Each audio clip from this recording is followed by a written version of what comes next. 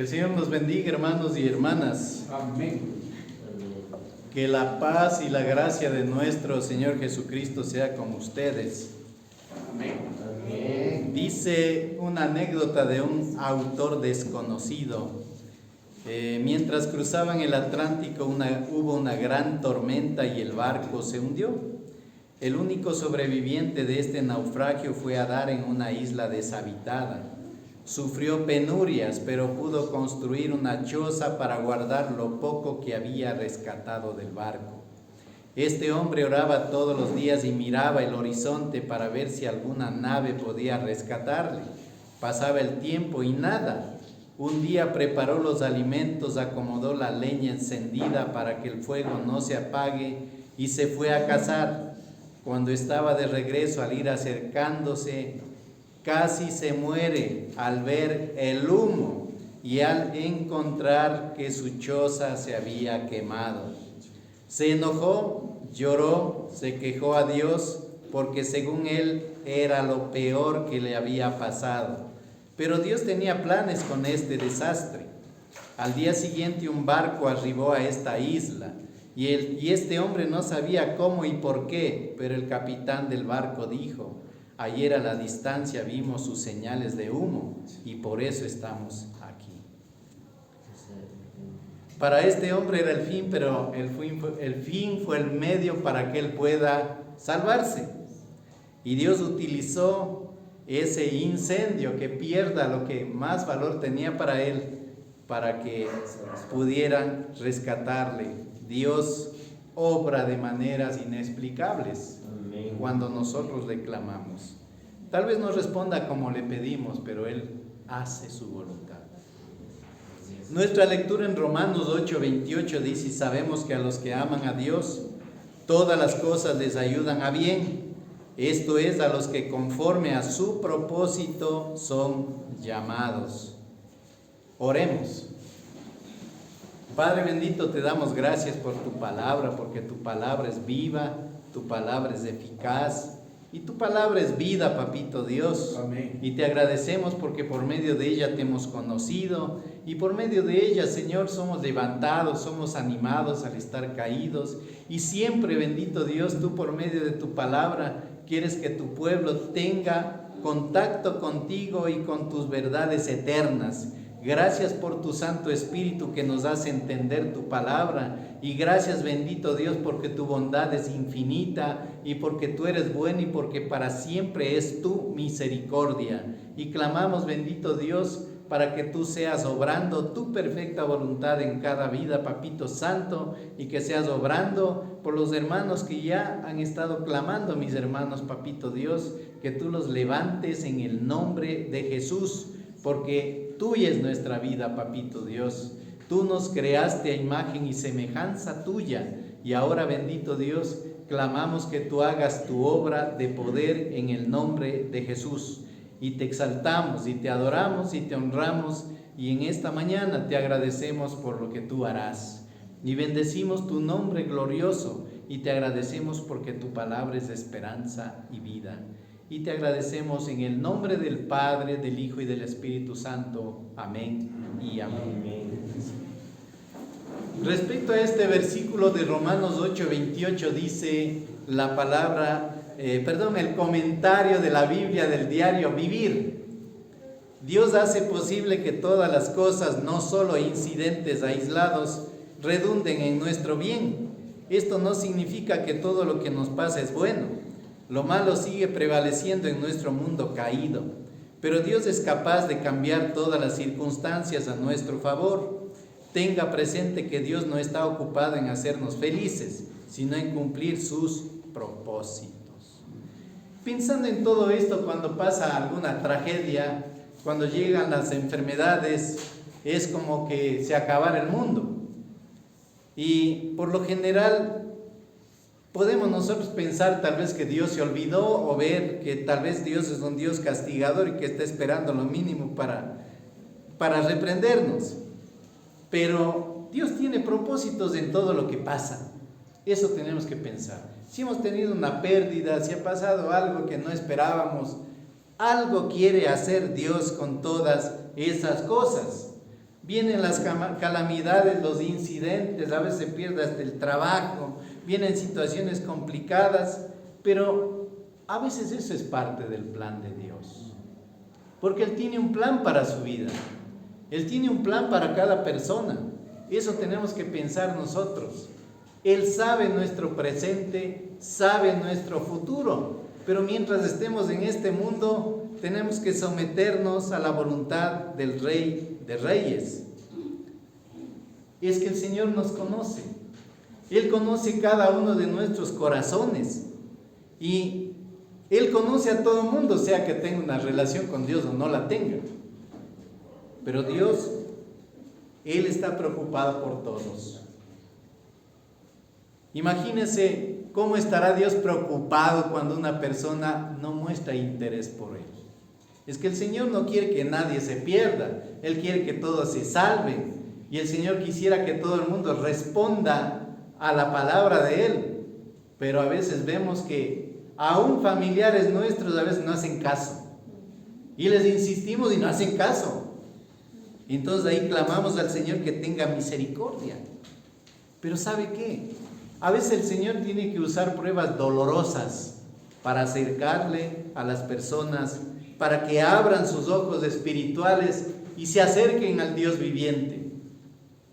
Y es así, pero no hay que esperar hasta que eso pase, pues hermanos. A veces cuando estamos por ahí con vacaciones espirituales, el Señor nos agarra duro y es cuando Él quiere demostrarnos que necesitamos someternos a su voluntad. No podemos tener una relación con Dios y de ahí abandonarle cuando queramos. Tenemos que mantenernos firmes, caminando con Dios todos los días de nuestra vida mientras estemos en este mundo.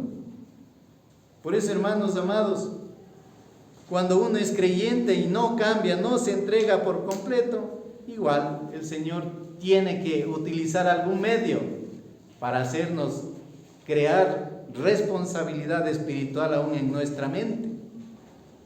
Como dice el apóstol Pedro en primera de Pedro 1:7, dice: ¿para qué, sometida a prueba nuestra fe, mucho más preciosa que el oro, el cual aunque perecedero se prueba con fuego, sea hallada en alabanza, gloria y honra cuando sea manifestado Jesucristo? El Señor quiere que vayamos con Él cuando Él venga. El Señor quiere que cuando pasemos a su presencia, vayamos directamente a las moradas eternas.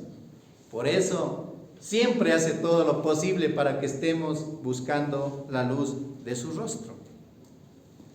Es que todas las cosas que a veces ocurren, cosas inexplicables en la vida de un cristiano, tiene un propósito en Dios. Y tenemos que ver nosotros más allá de ese problema, más allá de ese sufrimiento, para que el Señor nos muestre qué tenemos que hacer, qué hay que cambiar. ¿Qué hay que cambiar en nuestro corazón? Queremos a veces bendición, bendición, bendición, pero a veces viene la prueba y es para sacudirnos y para que caigan las hojas secas e inútiles de nuestra vida y para que queden los rebrotes nuevos que el Señor quiere generar en nuestra vida, porque Él quiere hacer algo nuevo siempre. ¿Cuántos dicen amén? Amén. Dios quiere hacer algo nuevo. Por eso, hermanos amados, si la Biblia nos muestra a nosotros ejemplos claros de grandes hombres de Dios, mujeres de Dios que tuvieron que sufrir, que pasar cosas terribles, pero ¿sabe qué? Siempre era con un propósito bueno. Y solo vamos a ver dos ejemplos y recordarles que ustedes ya se saben toda la Biblia, pero no importa, hermanos amados. Ustedes se acuerdan de José, hijo de Jacob, este muchacho, el más amado por el papá, el 11º hijo, y de la mujer más amada, el más querido. Imagínense, el papá le daba toda la atención, y claro, él echando ojo qué hacían los hermanos, pero los hermanos llegaron a odiarle. Después le agarraron, botaron en un pozo. Imagínense el pozo seco, qué profundidad tendría, pero creo que agarraron como que fuera leña, le botaron ahí. Y después querían matarle. pero Génesis 37, 26 al 28, entonces Judá dijo a sus hermanos: ¿qué provecho hay que matemos a nuestro hermano y encubramos su muerte? Venid y vendámosle a los ismaelitas y no sea nuestra mano sobre él, porque él es nuestro hermano, nuestra propia carne. Y sus hermanos convinieron con él. Y cuando pasaban los madianitas mercaderes, sacaron ellos a José de la cisterna y le trajeron arriba y le vendieron a los ismaelitas por 20 piezas de plata y llevaron a José a Egipto. Imagínense, como que ha sido un borreguito le vendieron los propios hermanos. Pero ese no fue el fin de José. ¿Cómo se sentiría ese muchacho en su corazón? Traicionado por sus hermanos, vendido por sus hermanos, el dolor de su alma. Pero, claro, un muchacho desde pequeño criado en el temor de Dios. Por eso insistimos, a nuestros hijos hay que acercarles a Dios para que vivan en el temor de Dios. Y este muchacho, siendo joven, amaba y respetaba tanto al Señor. Por eso el Señor, dice la palabra, estuvo con él todo el tiempo, en todas las pruebas difíciles. Llegó a ser esclavo comprado por Potifar.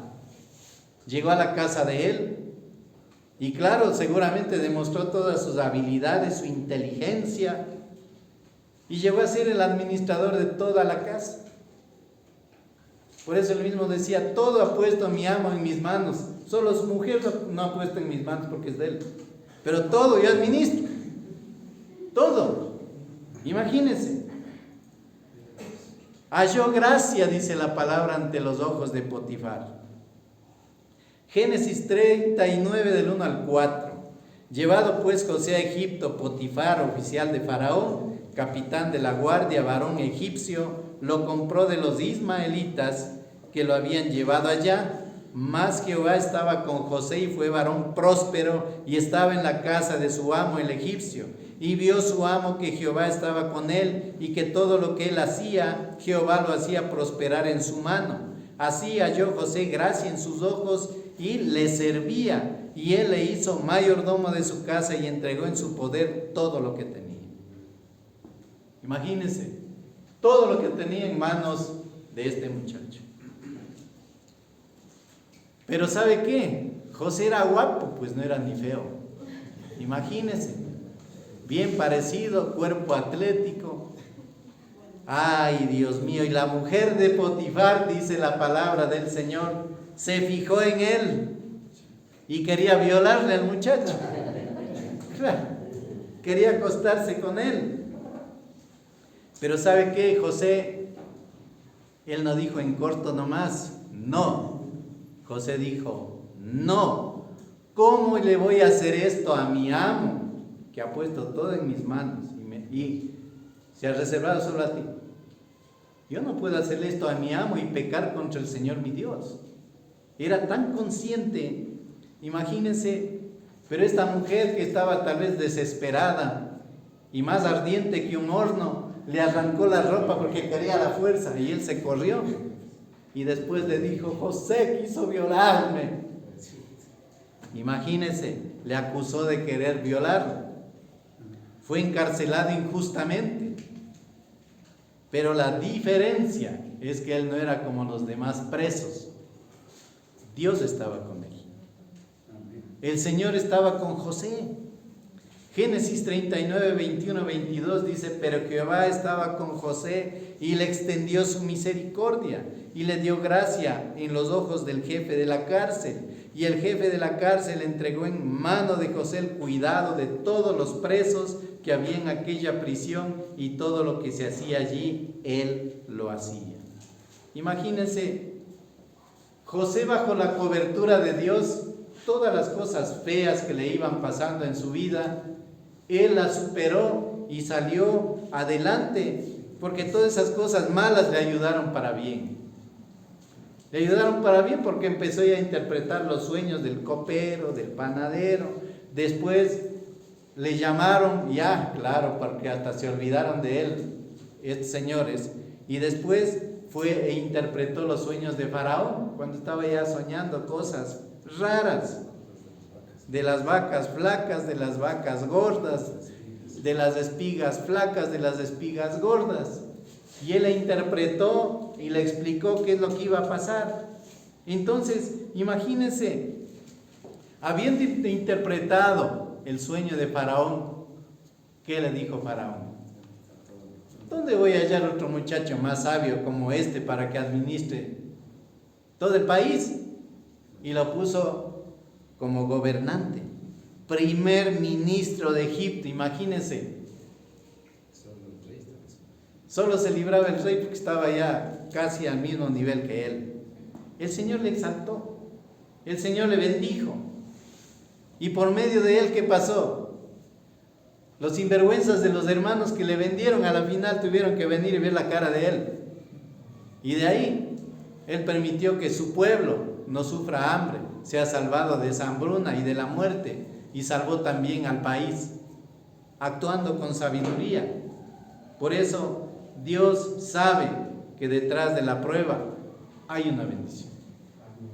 No fue la destrucción de este hombre, fue la bendición de él y de su familia y de su país y de cuántos miles de personas. Y la Biblia también nos habla de Job. Por eso siempre decimos cuando alguien está pasando un sufrimiento y dice ya no quiero vivir, léase Job para que quiera vivir. Claro, en Job hallamos nosotros el hombre que fue pedido por Satanás, porque el diablo, él es envidioso, malo. Él quiere solo hurtar las bendiciones de los hijos de Dios, matar los sueños, matar el cuerpo y destruir todo. Dice la palabra en Job 1 del 1 al 3, hubo un hombre en la tierra de Uz llamado Job, y era aquel hombre intachable, recto, temeroso de Dios y apartado del mal, y le nacieron 7 hijos y 3 hijas. Su hacienda era de 7,000 ovejas, 3,000 camellos, 500 yuntas de bueyes, 500 asnas y muchísima servidumbre, y era aquel hombre el más grande de todos los hijos de Oriente. Imagínense, hombre justo, piadoso, bueno, que buscaba a Dios todos los días, pero fue sometido a una prueba de fuego. La fe de él, probada en un día, probada, como dice la palabra, con el fuego de la prueba para ver si su fe era como el oro fino. Por eso, para él no fue solo una prueba, fue todo un hecatombe que le pasó. ¿Se acuerdan cuando Satanás pidió probarle? ¿No crees que te sirve de embalde este hombre? Decía. Él, por las cosas que le has bendecido, por eso te sirve. Y dice en Job 1 del 13 al 19, y un día aconteció que sus hijos e hijas comían y bebían vino en casa de su hermano el primogénito. Y vino un mensajero a Job y le dijo, estaban arando los bueyes y las asnas, paciendo cerca de ellas, y acometieron los sabeos y los tomaron. Y mataron a los criados a filo de espada, solamente escapé yo para darte la noticia. Aún estaba hablando cuando vino otro que dijo, fuego de Dios cayó del cielo que quemó las ovejas y a los pastores y las consumió, solamente escapé yo para darte la noticia. Todavía estaba hablando y vino otro y le dijo, los caldeos hicieron 3 escuadrones y arremetieron contra los camellos y se los llevaron y mataron a los criados a filo de espada, y solamente escapé yo para darte la noticia. Entre tanto que hablaba, vino otro que dijo, tus hijos y tus hijas estaban comiendo y bebiendo vino en casa de su hermano el primogénito, y hubo un gran viento que vino del lado del desierto y azotó las 4 esquinas de la casa, la cual cayó sobre los jóvenes y murieron. Solamente escapé yo para darte la noticia. Imagínense, perdió los bueyes que estaban arando, las asnas, perdió las ovejas, los pastores también se murieron. Imagínense, perdió los camellos, vinieron los escuadrones de los caldeos y les robaron, mataron a todos y se llevaron. Y después para Yapa, perdió a sus hijos e hijas. Y no solo eso, ya no tenía ni dónde vivir, se cayó la casa. Tremendo. Póngase a pensar, si eso pasara en el siglo XXI a alguien, ¿cómo se sentiría? Hecho pedazos. Se acabó todo, pues. Se acabó todo. Y después, ya sabemos que Satanás, no viéndose conforme, porque él seguía con su fe firme. Job seguía firme en Dios. Y Satanás le dice, ahora tócale el cuerpo, pues para ver si ahora sí no te maldice. Job 2:7 dice, entonces salió Satanás de la presencia de Jehová e hirió a Job con una sarna maligna desde la planta del pie hasta la coronilla de la cabeza. Ya, solo eso faltaba. Y dice en una parte del relato que incluso hasta le apestaba ya el cuerpo, le salían gusanos. Pero esa tragedia no le hundió en la desesperación. No, siempre mantuvo su integridad en Dios. Y la mujer también, en vez de ser la ayuda idónea que todo el mundo espera, ¿cómo se portó ella? Se portó mal, pues. Miren, pierde todo lo amado y queda la mujer, que tal vez no le amaba. Por eso, ¿qué dijo ella? ¿Qué dijo ella en Job 2:9? Entonces le dijo su mujer, ¿aún te mantienes en tu integridad? Maldice a Dios y muere. Qué consejo más brutal. Tremendo. Lo último. Pero la fe de este hombre le mantuvo firme. Aún en medio de la prueba, de la dificultad, de las pérdidas, del sufrimiento, él siguió confiando y creyendo en Dios. Aunque sus amigos vinieron a retarle, a reclamarle, pero él se mantuvo firme en Dios. Por eso pudo decir, antes de oídos te conocía, pero ahora mi corazón te ve. Tenía tal vez una relación más o menos contigo, pero ahora sí puedo conocerte. Por eso Dios, ¿qué hizo con él? Le multiplicó todo lo que él perdió, por mantener su integridad firme delante del Señor. En Job 42:10 dice, Jehová quitó la aflicción de Job cuando él hubo orado por sus amigos y aumentó al doble todas las cosas que habían sido de Job. Y en el 42 del 12 al 17 dice, Jehová bendijo el postrer estado de Job más que el primero, porque tuvo 14,000 ovejas, 6,000 camellos, 1,000 yuntas de bueyes, 1,000 asnas. También tuvo 7 hijos y 3 hijas. A la primera le puso por nombre Gemina, a la segunda Cesia y a la tercera Keren Japuk. Y no había en toda la tierra mujeres tan hermosas como las hijas de Job, a las que su padre dio herencia entre sus hermanos. Después de esto vivió Job 140 años y vio a sus hijos y a los hijos de sus hijos hasta la 4ª generación. Y Job murió muy anciano y colmado de días. ¿Qué pasó con la fe de este hombre? El Señor a la final hizo que él llegue a tener el doble. Miren, le bendijo a la mujer que dé a luz 10 hijos más. Y de ahí, con toda esa riqueza que llegó a tener, todavía le alargó la vida. Dice, y vio los hijos, nietos, bisnietos y tataranietos, hasta la 4ª generación. ¡Qué maravilla! ¡Qué maravilla, hermanos! Por eso decimos que el Señor siempre tiene un propósito para todos aquellos que le aman de verdad. Nunca pensemos que estamos solos o que este problema que está pasando no lo va a superar. No hay que mirarlo como una tragedia, sino mirar más allá de la tragedia. Porque cuando todo parece perdido, el Señor siempre tiene una promesa para nosotros. En Apocalipsis 3:10 dice, por cuanto has guardado la palabra de mi paciencia, yo también te guardaré de la hora de la prueba que ha de venir sobre el mundo entero. para probar a los que moran sobre la tierra. Dios, Él promete guardarnos si este cuerpo se deshace y si morimos. Él promete que va a estar con nosotros, nos guardará. Aun si hay pruebas en este mundo, porque no sabemos qué pase con este mundo. Imagínense, qué guerras, qué cuánta cosa, qué amenazas nucleares y cosas, no sabemos. Pero ¿sabe qué? Dios nos guardará en medio de todas esas pruebas. Y si nos vamos de este mundo, pues el Señor ahí nos va a venir a llevar, a sacarnos de esa tumba fría para morar con Él en las moradas eternas que Cristo ha preparado. Por eso, nunca tenemos que darnos por vencidos. Si en lo espiritual no estamos bien, cuando estamos debilitados, el Señor nos hace más que vencedores en Cristo Jesús. Amén. Por eso, si amamos a Dios, ninguna tragedia, ninguna prueba va a destruirnos.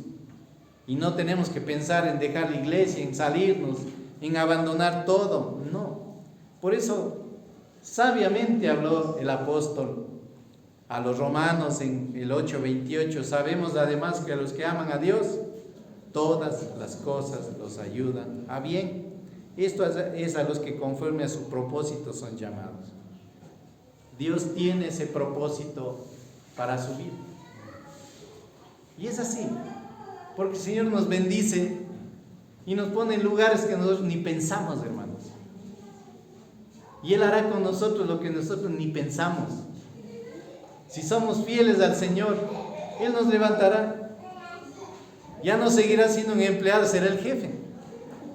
Porque el Señor es así. Pero hay que mantener la fe firme en Dios. Y ya no va a seguir soñando con el negocio, va a tenerlo. Porque el Señor le va a bendecir para que prospere, para que surja, para que salga adelante. Por eso no hay que decir, esto no resultó, ahí queda. Hay que volver a intentarlo y salir adelante, porque la bendición de Dios viene cuando somos fieles y confiamos en ese Dios vivo que todo lo puede. Por eso, hermanos amados, es necesario a veces que seamos probados para madurar en la fe, para que no seamos como niños fluctuantes que se dejan llevar por cualquier viento de doctrina. Porque si Dios les pone a prueba, ya van corriendo ya a otra iglesia, van corriendo a otra denominación para ver si allá hay una mejor respuesta. Pero no es así. El Señor no quiere niños que estén corriendo de aquí para allá. El Señor a veces nos prueba, pero para ver la fidelidad que tenemos. Y el Señor nos prueba a nosotros para ponernos en responsabilidades más grandes. Eso tenemos que nosotros pensar. El Señor quiere bendecirnos más, pero quiere saber qué clase de fe tenemos. ¿Qué pasó con José? El Señor le probó hasta dónde, pero el Señor después le puso como gobernador de Egipto, el primero al mando ahí, después del rey. Imagínense, qué maravilla, qué maravilla. Por eso, hermanos amados, en las pruebas vemos cuán valientes somos y cuánto creemos y confiamos en nuestro Dios. Por eso, no se desalienten. Detrás de la prueba hay una gran oportunidad para su vida, hay una gran bendición para su vida. Por eso, si el Señor nos consultara a nosotros, ¿quieres asumir este reto? ¿Qué le diríamos? Como Moisés al comienzo, ¿qué le dijo? No he de poder, no puedo.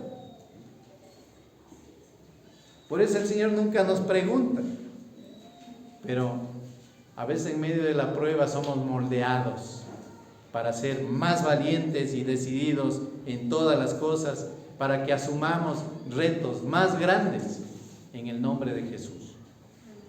Entonces, desde ahora no nos desanimemos, hermanos amados, por las pruebas que vienen, que vendrán, por las dificultades, o cuando las cosas se han complicado, porque el Señor está planeando hacer algo muy importante, obrar de una forma más poderosa en su vida. Y por eso recordemos que el Señor también no nos probará más allá de lo que nosotros podamos soportar. No lo hará, porque nos conoce. Pero detrás de toda prueba ahí está la salida de parte del Señor. Siempre hay una salida y esa salida nos lleva a una gran bendición. Recuerden el naufragio de este hombre. ¿Qué pasó? Logró construir con cuánto esfuerzo haría la casita esa para poder vivir la choza. Y cuando se quemó, se sintió devastado. Pero esa pérdida después les llevó a que sea salvado por ese barco que miró el humo de lejos. Por eso, en medio de las penas y del sufrimiento, recuerde que si su pequeña choza se quema, puede ser simplemente una señal de humo que surge de la gracia de Dios, porque la bendición está por llegar. Así que recordemos que con Dios nunca perdemos, con Dios siempre ganamos, y que toda la gloria sea para nuestro Dios. Así que sigamos adelante, hermanos, sigamos caminando con Cristo, porque Él tiene muchas sorpresas para nuestra vida. Pero seamos fieles a Dios. Amén. Que Dios nos bendiga.